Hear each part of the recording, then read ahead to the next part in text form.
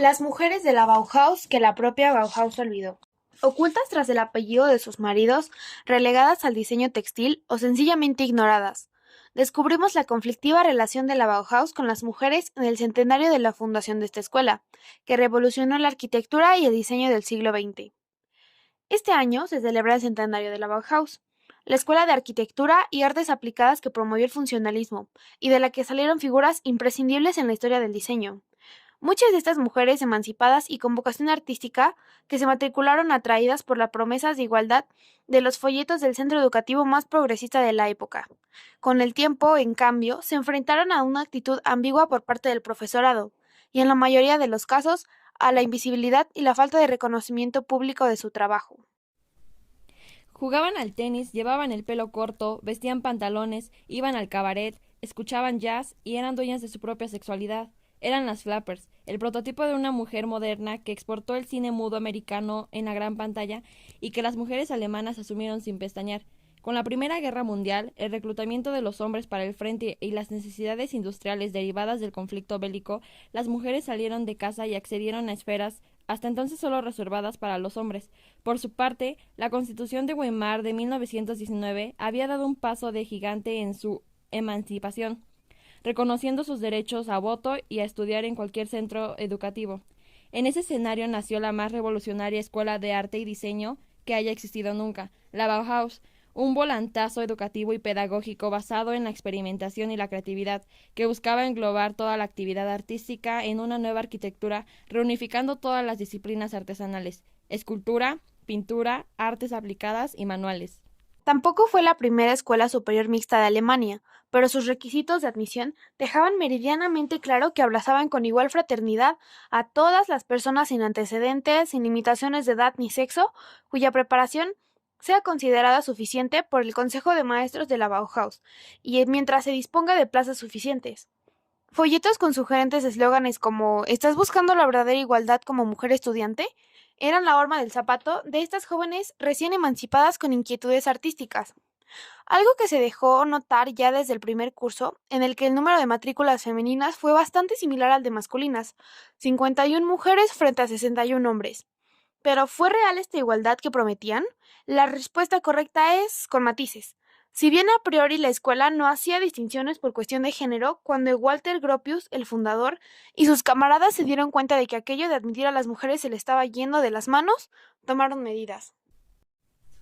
Había entre el profesorado señores que venían del siglo XIX con otra mentalidad, explica Campi, y tenían miedo de dar una imagen de escuela femenina de artes aplicadas porque ellos querían destacar como una escuela superior de arquitectura. Su terror, según expresó el escultor Oscar Schlimmer, era que dos talleres, el de cerámica y el de tapicería, se convirtieran en los más populares de la escuela. El propio Gropius afirmó: es necesaria una estricta selección, sobre todo en cuanto al número demasiado elevado del sexo femenino. No debemos hacer experimentos innecesarios. Aquí hay demasiadas mujeres. Así las leyes darwinianas del sexo fuerte y del sexo bello debían encargarse de ir haciendo la criba natural. Al fin y al cabo, según llegaron a defender algunos de sus integrantes, ellas no estaban capacitadas para la visión tridimensional.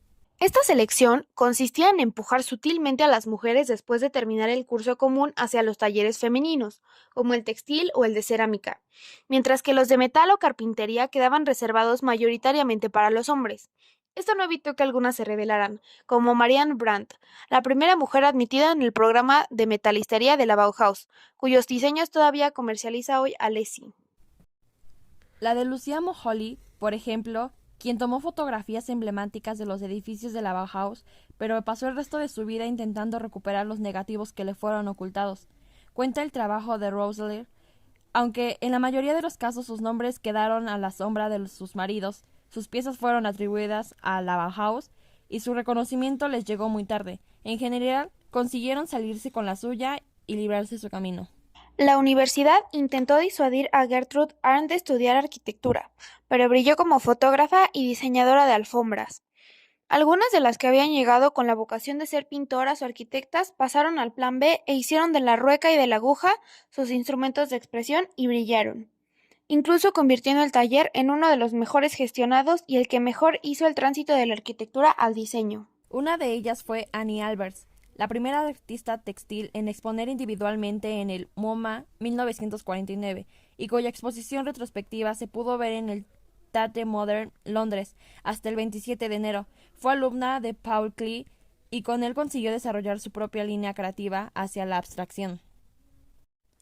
Hoy nadie pone en duda su obra textil. Alma Burser, quien sin embargo pronto se dio cuenta de que los hilos suyo, quería más madera, literalmente, y dio el salto al taller de carpintería, donde enseguida destacó con sus diseños sagaces y escandalosamente modernos de marionetas y juguetes para niños que se siguen fabricando hoy. Batallar en campo de hombres implicaba demostrar el doble para mantenerse a flote y crecer. Marianne Brandt aceptó el reto. No le valía estar en otro equipo que no fuera el de Vulcano y se batió el cobre bien batido hasta que la admitieron en el taller de metal. Esto le costó no pocas novatadas, como que le mandaran a hacer todas las tareas repetitivas y tediosas con la esperanza de que tirara la toalla. Al final, hasta su profesor, el escultor Laszlo Moholy-Nagy, tuvo que rendirse a la evidencia y reconocer que tenía ante sus ojos a una superestrella, que incluso acabaría sustituyéndolo en su cargo. Aunque todos sus objetos son reconocidos como algunos de los superventas de la escuela en las épocas de Weimar y de Dessau, durante mucho tiempo no le fueron atribuidas y se firmaron con el nombre genérico de Bauhaus y no con el que merecían, Marianne Brandt. Algo parecido sucedió con Lily Reich, a la que se le ha considerado como esa gran mujer al lado de Mies van der Rohe. Fue su pareja y también su colega en algunos de sus proyectos más importantes en la década de los 30.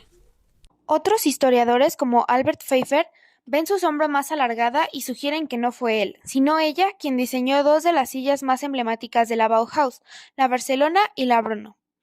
Quizás algún día haya quien se refiera a Mies van der Rohe como ese gran hombre al lado de Lily Reich.